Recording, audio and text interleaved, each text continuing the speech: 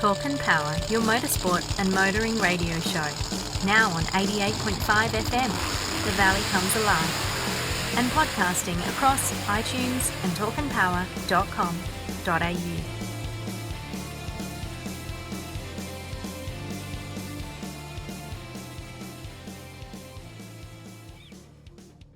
Okay, welcome everyone to the Talk and Power podcast. I'm down here with Todd Brinkworth. We are at, now let me get this right, the Georgiana Molloy Anglican School. Cool, that's right. For the Southwest Indoor Motor Show. I got it. Did pretty good, eh? Yeah, well, that's not bad. We did pretty well. So. Hey Todd, tell us, we're about to get around and have a chat with a whole lot of people here. It's an absolutely magnificent show, some really high quality cars. Yeah. I've queued you up. I said we've got to stand here because this is, I shouldn't say it, but my favourite car of the event. We're going to have a chat with the owner of this car. Yeah. Amazing car a bit later on, but what an amazing show. And it's a bit of a jewel in the crown, I guess you would say. Yeah, it is. I mean, I was down here a couple of years ago and yeah, draws a huge crowd, lots of quality cars, lots of people make the trip down from Perth, cars and spectators, and it's just great. I mean, Clint and Hold On Promotions does an awesome job with this thing. Yeah, I mean, it's part of the reason you and I are standing here today as well, to have a look around, see some cool cars, meet some cool people. What more do you want? I mean, it's on your doorstep, people. It's on the doorstep of probably, I don't like saying this, but probably the most beautiful part of Australia.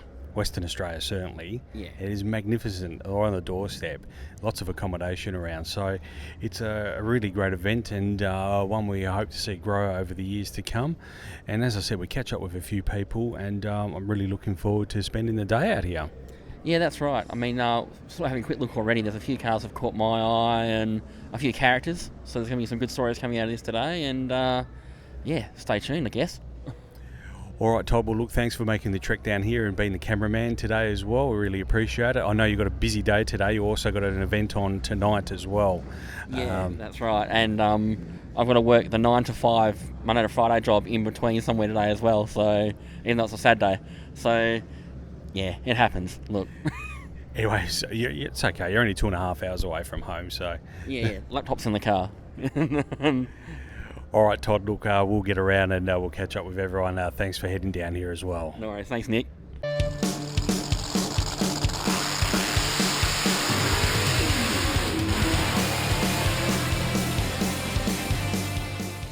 All right, I'm here with Joe. Joe, thanks for joining us on the podcast. You know, if you look up in the dictionary, Pro Street, I reckon there's a picture of this thing right behind us. Well, my dream car for many, many years is blown 68 Camaro, and I've dreamt this for a very long time, and that was my goal.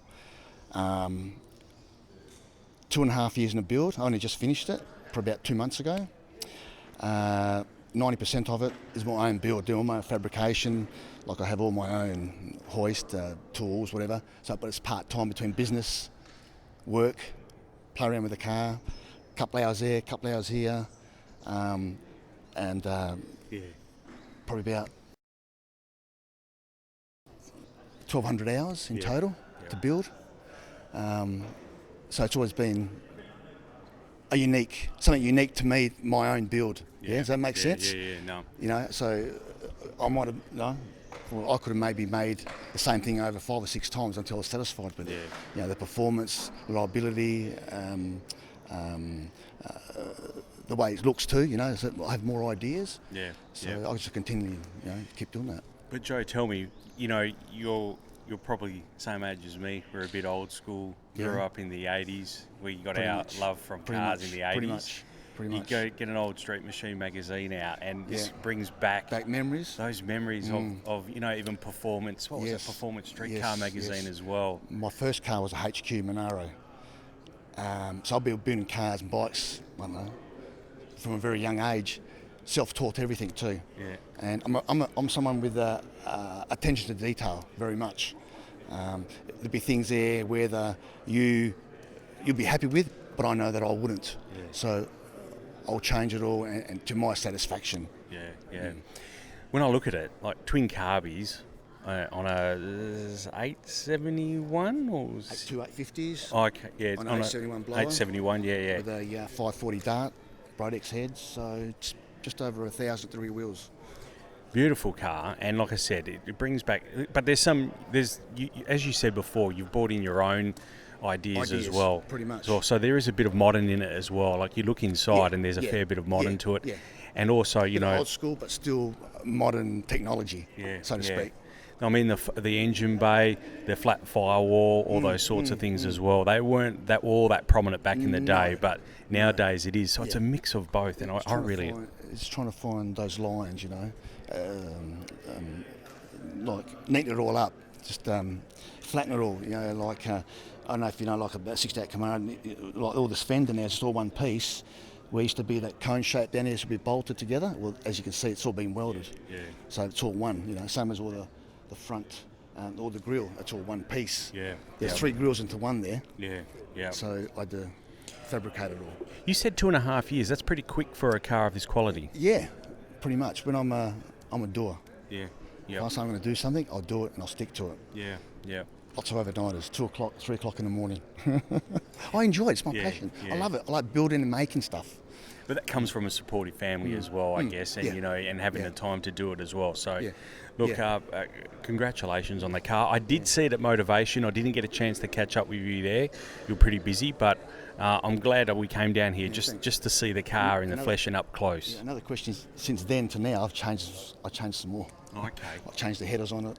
Do you remember that had that checkered plate there? So now it's just all flat, plain. Okay. So I changed that. I still change a few more little things to it. Yeah, yeah. No, we'll get some photos and we'll put it up on our Facebook page and on our YouTube channel as well. But Joe, thanks for joining us today, and thanks for making the trek down here as well. I know it's a big effort. Yeah, I enjoy people's work and stuff. Yeah, no, appreciate your time. All right, Joe. Thanks for that. Take care. Okay, I'm here with Wayne Waller. Wayne, thanks for joining us on the podcast. We're standing right in front of your 32 coupe, 3-window. Tell us a little bit about it. So I built it myself. I did all the paint myself in my shed.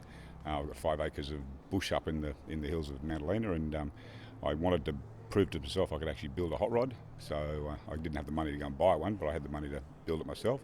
So so I painted it myself, did all the upholstery myself. Learned on eBay, not on eBay, on YouTube. Yeah. You know, when you said you painted it yourself, I wasn't surprised, because only like 30 seconds before you said you're a cameraman for 26 years. Yeah. And cameramen have an eye for detail. Yeah. So it does not surprise me that you painted this. It is an absolutely magnificent paint job. Thank you. How long, so the entire build, how long did it take from start to finish? So it's a very quick build. I had the money and I had the time. So sometimes you're time poor or money poor. I was lucky to have both. I had money and the time. So it took me 12 months to build it. Wow. So it was a very quick build. And then not unfortunately, but my wife decided that it needed to go into a hot rod show to debut it. So it sat around and not get driven for 5 months or 4 or 5 months before it went into the hot rod show. And it took out second best hot rod coupe. So that was very cool. Certainly, that is. Now you're talking about the WA.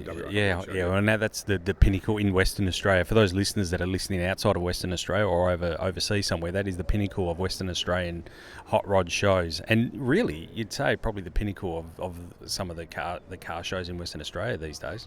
It is, yeah, it is. And we were lucky also to get invited to go to Motorex in Sydney in 2017, I think it was. So I built a car trailer, and we chucked on the back of the Prado, and when we towed it across to Sydney and put it on display in Sydney amongst some of the Australia's best cars, and that for us was a huge thing, because for somebody that's built it in the backyard for a pittance amount of money, to have it on display at Motorex in Sydney was just a huge thing for us. So we really enjoyed it.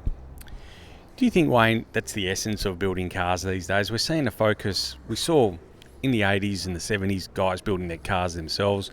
Then probably in the 2000s, we saw a trend away from that, where guys were outsourcing the build of their car to other third-party companies. Do you think it's coming back? Because a few people we've spoken to here today have taken on the build themselves, even Joe over there with the Camaro. Yes. Do you think it's certainly coming back that way, isn't it? I think it is. I think that for me in particular, I wanted to prove to myself that I could do just about everything myself. Down to all the wiring, helping build the engine, upholstery, and when you look at upholstery, I was quoted $8,000 to do the upholstery. It cost me $800. So it's a big difference. So I think that in itself is a good reason to start doing it yourself. Obviously, you don't have to build a car that's a quality car like a show car, but they've got to be driven. So it doesn't matter what quality it is, you've got to drive them. And this thing's done nearly 40,000 k's in 4 years, so it gets driven. You just mentioned before you actually drove it down here. So from Perth, Busselton, for those that are listening, it's roughly 230, 220 kilometres. So that's a decent drive. Yeah, and then we're up in the hills, so add another hour to that. Oh, so yeah, there you go. Yeah, so it's about a 3.5 hour drive for us, and with a couple of stops. It's a go-kart on wheels. It's rough on the roads, but look, it's beautiful. I love it. My wife loves it, and that's for those listeners out there. If you get your wife on board, it's one of the best things in the world, because if your wife's on board and she loves it as much, it makes the sport so much more enjoyable for yourself. Can I ask a question? The aircon, was that a deal breaker in getting the wife on board? We drove it around for about 3 years, and we were drenched every time we drove it, because you drive it in summer, you don't drive it much in winter. And it was last year, I had some spare cash, and I thought, I reckon I could put this air conditioner in for about $1,200. And I did it for $1,200, and it is just awesome. It's cold now, and you wind the windows up, and you don't sweat. I was just going to say, because the way you've mounted that compressor there is very subtle, and I mean, a compressor's a compressor, but it caught my eye, but because I look for those sort of things, but you've done it subtly. But I'm looking inside as well, even the vents as well, quite subtle, blends in with everything, and that's amazing for $1,200. Yeah. Yeah, so because I piped it on myself, so I crimped all the ends, I wired it myself. The only thing I did get done was the gassing, and I had one small little leak. The guy helped me fix that, and that was fine. But yeah, the brackets for the compressor, I bought off-the-shelf brackets, and of course, the $300 brackets I bought didn't fit. They looked terrible. They wouldn't fit. Looked horrible. So I thought, make them. So come winter, I'll pull them off now, and I'll chrome plate them, and I'll put them back on. They look smacko, but at the moment they're a bit sort of ugly because they're black and just steel. But I will chrome plate them and put them back on, and they'll look smacko again. Oh, for those listening on the radio station, I urge you to go back to our YouTube channel and watch the video of this car. We've got some video footage of the vehicle, and you'll see that the mounting of that aircon and how subtle it is, and it just looks magnificent. Little small block Chev up front as well. Yep, just a small block Chev, just a little cam. Nothing crazy. As I said before, it's a go-kart. So I think if I had a blown engine, which I can have on this car, I can put a blown engine on it.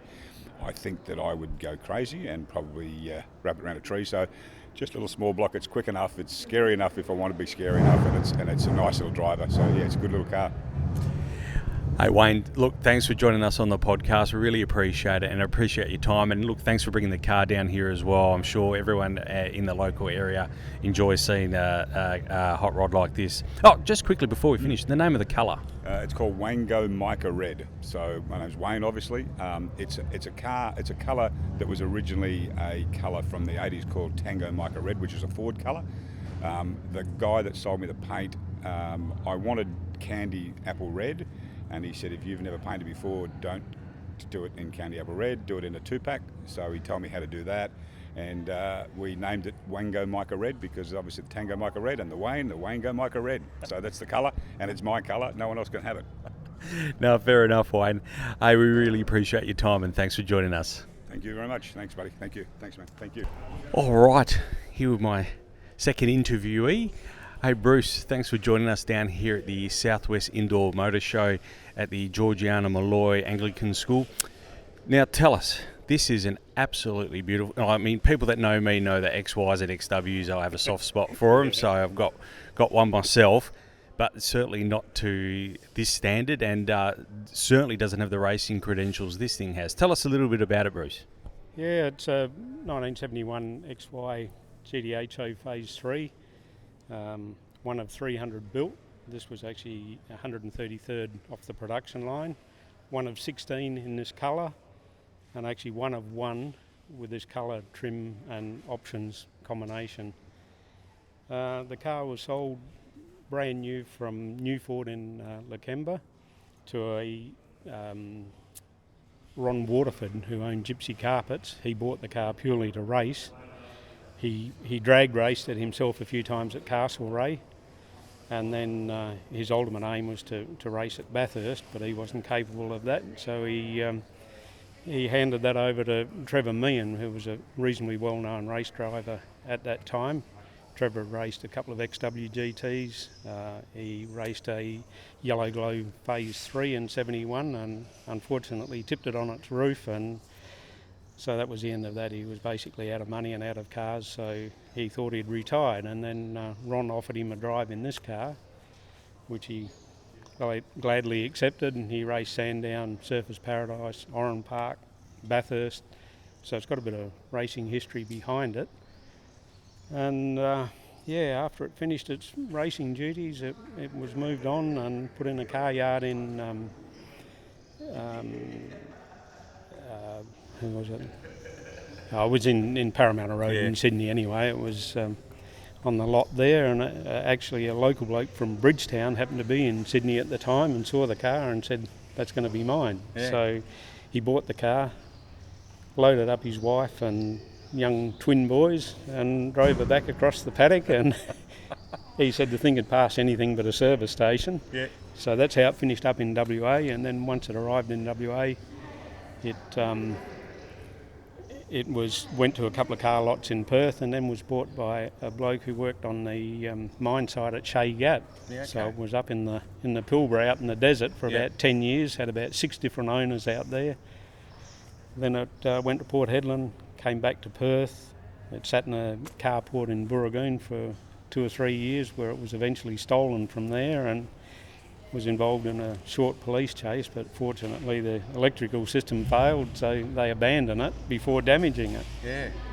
And then it moved on from there to another shed out at Byford, where it sat there for another 3 or 4 years, and apparently the blokes used it as a bench to put all the empty beer cans and stuffies and stuff on it, before it was then bought by a charter boat operator from Exmouth. Yeah, okay. He took the car back to Exmouth and started restoring it.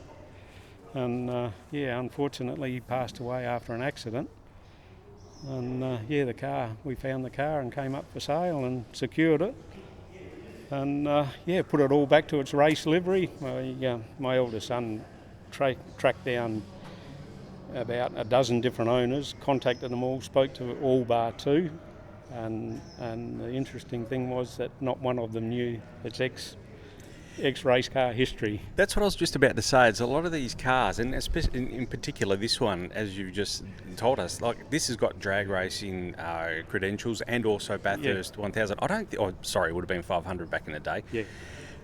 I don't think too many of them did both. I know a lot of the guys. I know Ormsby did a little bit of drag racing with his, but I'm not sure many of them did both. So I mean, the car is credentialed, and for you to retrace that history that you just did, that's incredible, I must say. Yeah, it was mainly my son. He spent 18 months, in state records and chasing Rego numbers, and he was the one that looked at the car and worked out that there was more than just an everyday driver. There's a few telltale signs there that it had been around the track.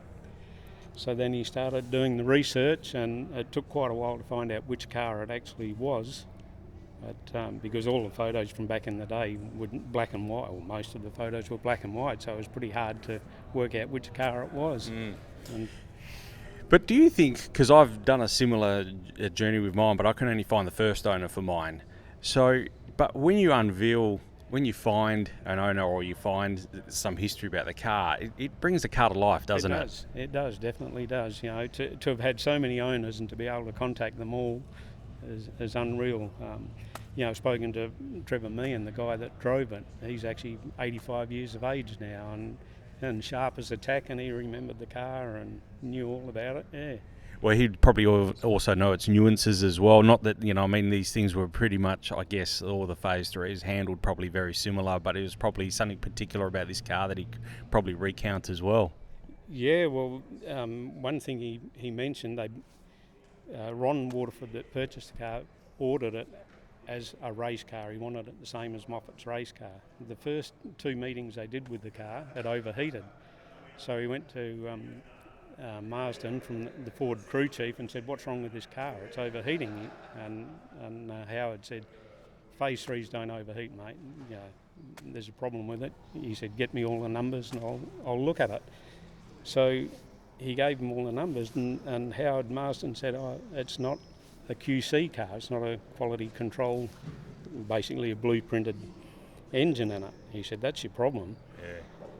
So Ron, the owner, took it back to the dealer and said, this is not what I ordered. I've got an order here for a race car. And they said, oh, that's no problem, we'll just QC it for you. So he left the car there. 3 months later he went back to pick it up, and they gave him a bill for $16,000 and he paid $6,000 for the car. So it was off to his lawyer, and it was sorted. So they just said, come and pick your car up. And so it gives you a bit of an indication of what's actually involved in QCing the car for racing. Yeah. Incredible history of the vehicle, and I can see here you've got it's on the cover. It made the cover of Australian Muscle Car magazine, great magazine that one, issue 112. So for those listening or watching, you grab your old edition of the Australian Muscle Car magazine, issue number 112, and it's the car on the front cover there. It's a beautiful car, and Bruce, look, thanks for bringing it out here today and letting the people see this car, because I, to be honest with you, I didn't know of this vehicle and its whereabouts here in Western Australia, so we really appreciate that. Yeah, no problem, my pleasure. All right, Bruce, well, look, thanks for joining us here, and we'll catch up with you soon. Thanks for that. Good on you, thank you.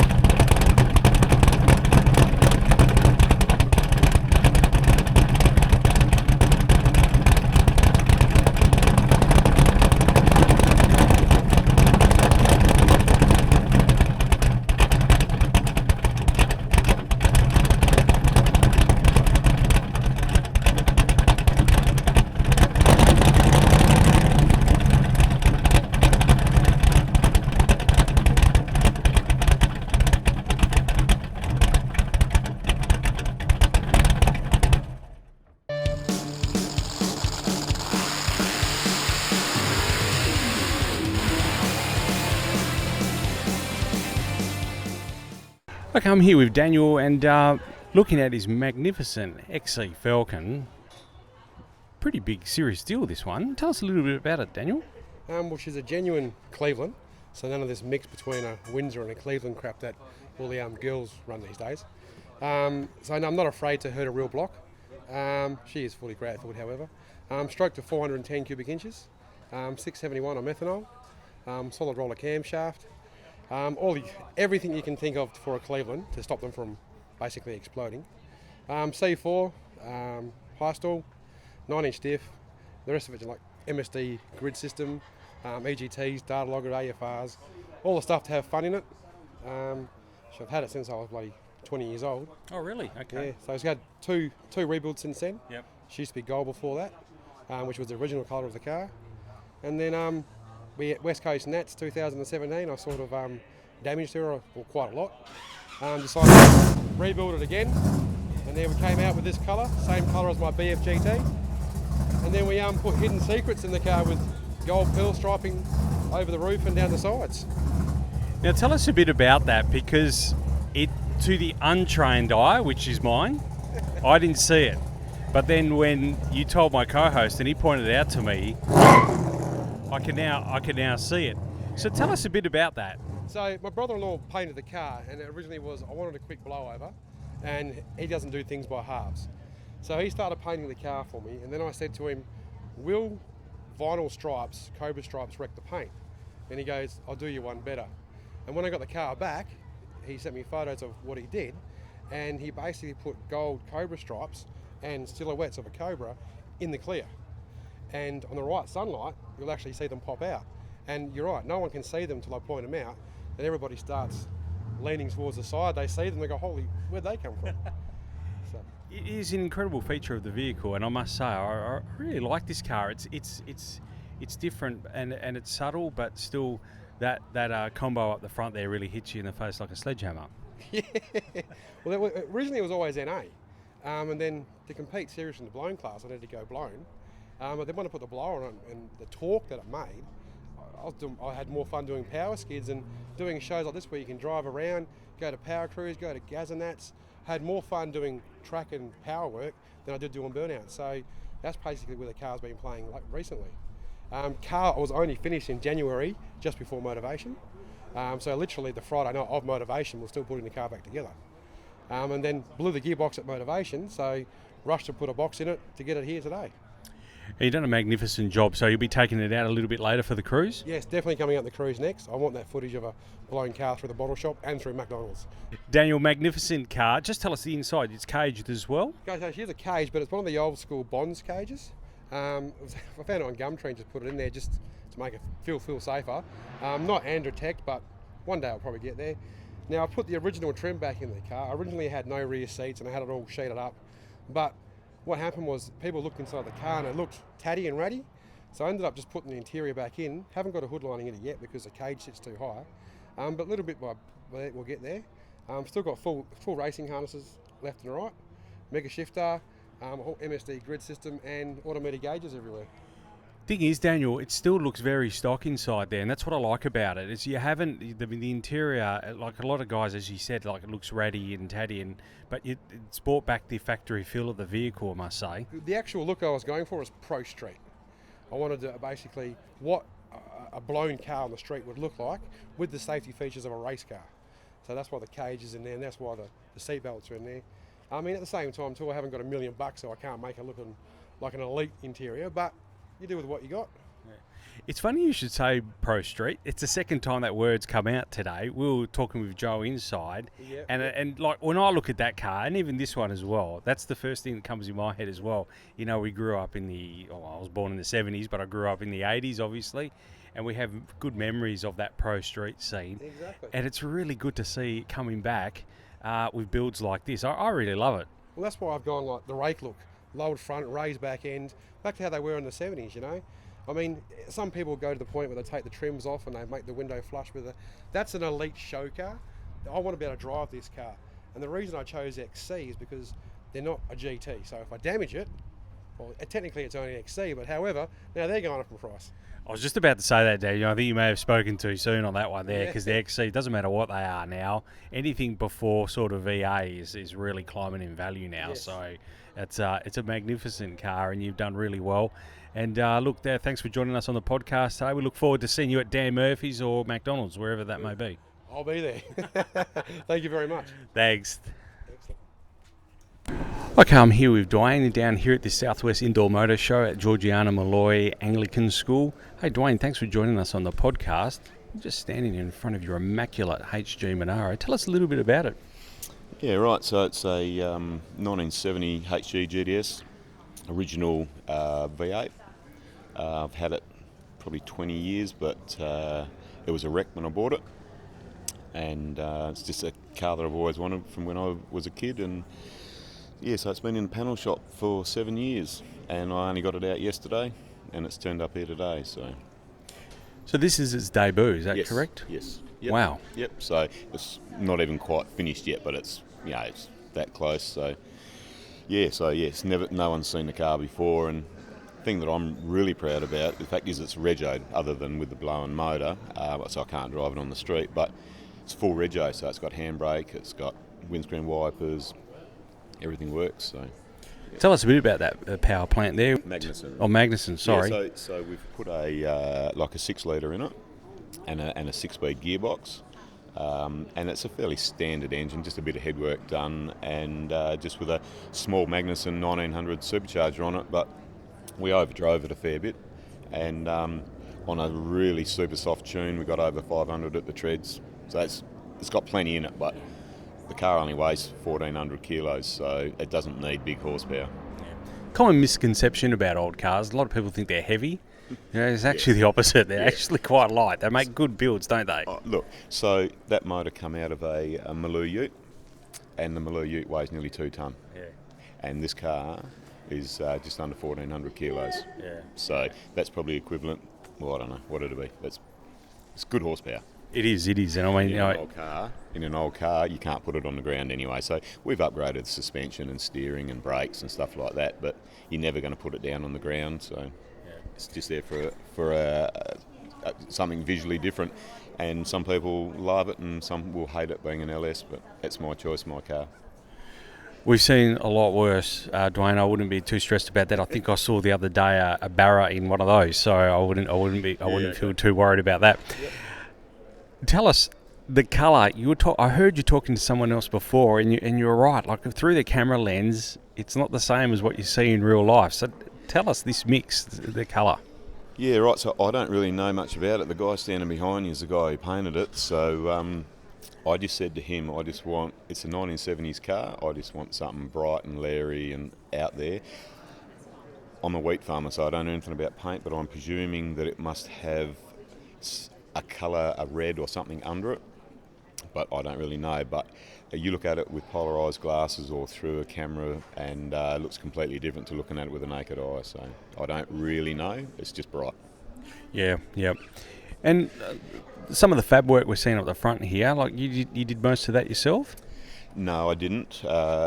Way beyond me. So yeah, we had a fabricator in Perth. His name just escapes me at the moment, but he's managed to be able to fit a K&N air intake, and he's fitted supercharger water tanks and water pumps all in the front there, and the width of the radiator, and to the untrained eye you probably wouldn't even notice it's there, and that's sort of the way I wanted it to be. I wanted it to look reasonably standard, and there's a lot of work done under the bonnet here that you won't even pick. I know you've smoothed out a lot of lines there, because I know, look, I mean, I don't have a Holden myself, but I've got the similar. I've got a 1970 XW, and I can assure our listeners that there's a lot more lines and that you've smoothed out in that engine bay. Yeah, look, I mean, we could have gone a lot further with it, but at the end of the day, I still want it to retain most of its image. But we've cleaned things up and filled in bits and pieces, and there's still a little bit to go in there, but it's pretty close. So I just wanted to be able to have a nice engine bay when you pull the bonnet, but when you shut it looks like the original lines. They built it right in the first place, so I can't see any point in changing it really. Yeah, and the interior as well. I mean, that is absolutely magnificent, I must say. Yeah, okay, so the interior is all standard HG, but not standard to this car by the codes. This one's supposed to be all black, but I just really like the houndstooth, and that's original HG houndstooth. So we just everything got rebuilt. Everything's brand new. The people that did the dash for me, they got brand new walnut suit HG, because HTs and HK are different again. So everything's HG, not necessarily specific to this actual car, but it all matches, and I just like it loud and leery. No, definitely, yeah. Well, you've hit the mark there. I love the rims as well. Good combination, works well with the colour. It's just a beautiful car overall. So, Dwayne, look, thanks for joining us on the podcast. I know your family are right behind there paying out on you, so I'll let you get back to them anyway. We really appreciate your time. No, appreciate that. Appreciate the interest, mate, and thanks very much for having us. No worries. Cheers, thanks. Bye.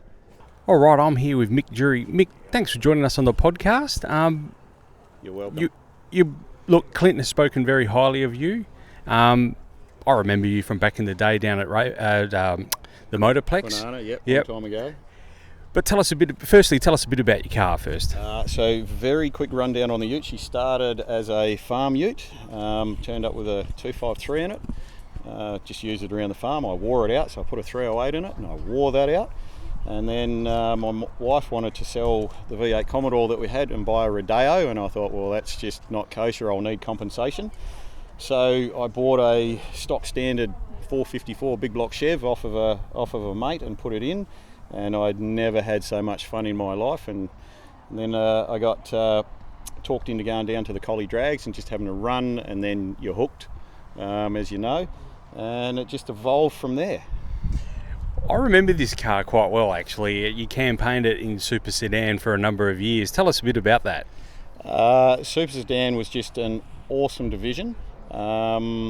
We managed to naturally aspirated. We run the motor there. It was 750 horsepower, and we managed to run a 970, 141 mile an hour, I think.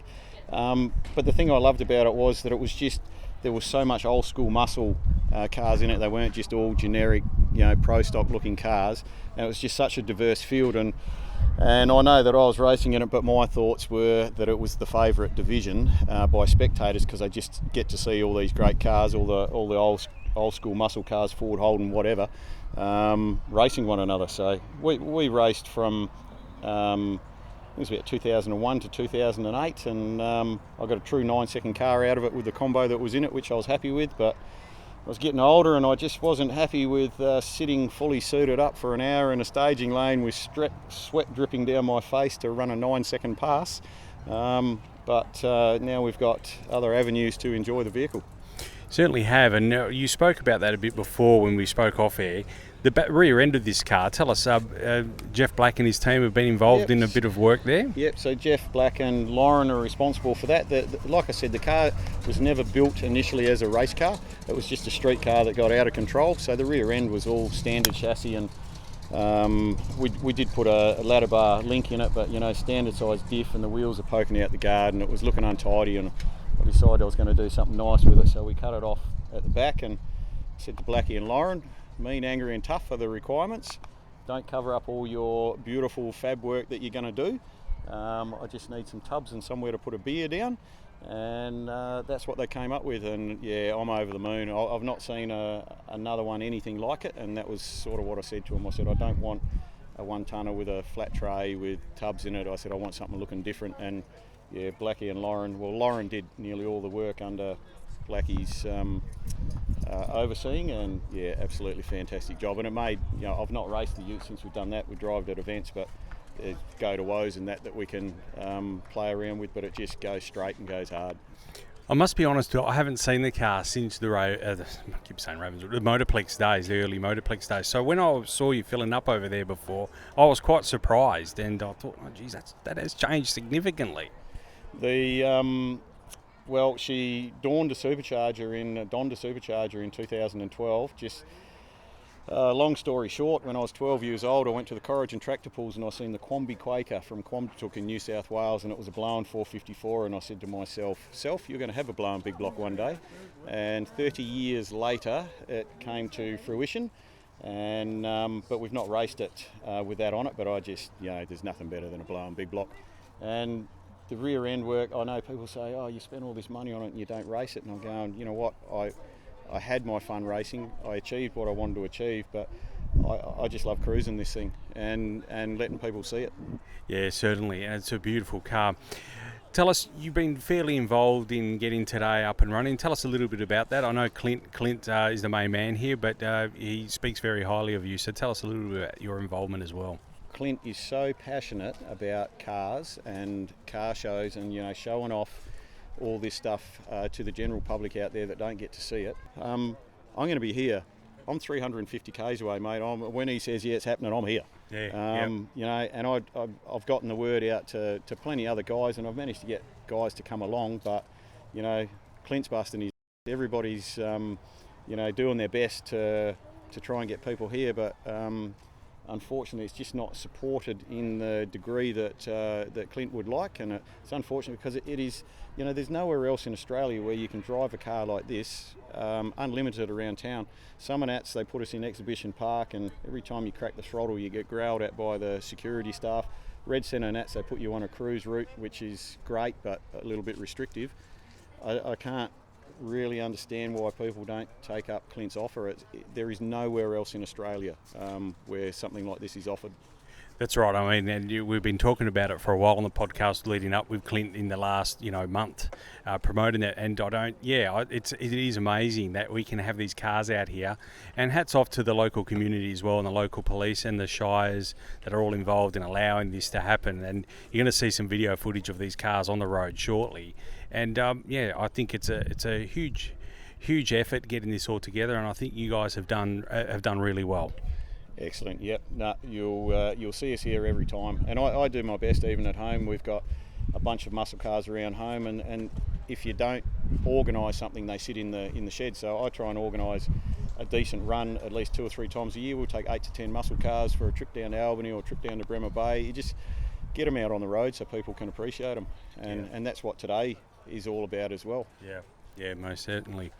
Hey Mick, look, thanks for your time on the podcast. Really enjoyed you coming on, and we appreciate your time you've given up today, and not only just in the doing the interview, but also bringing the car along. I know it's a big effort for you. You've got support vehicle here as well. You've got, Looked like 200 litres of methanol. 400 litres. 400 litres of It's all gonna methanol be gone.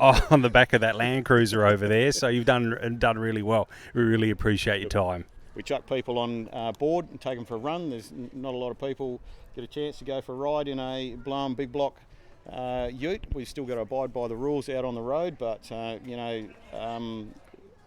been people that are willing will chuck $50 straight towards the charity that all goes to Clint's charity, and I'll take as many people as I can. I've still got a list as long as my arm that I'm trying to get through, but nobody enjoys driving this ute more than me, so I'll be out there rain, hail or shine.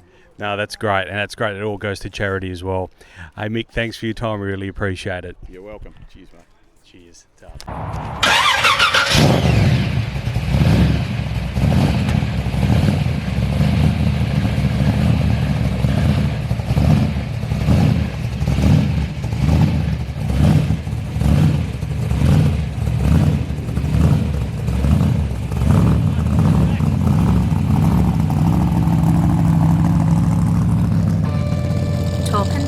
Your motorsport and motoring radio show, now on 88.5 FM, The Valley Comes Alive, and podcasting across iTunes and talkandpower.com.au.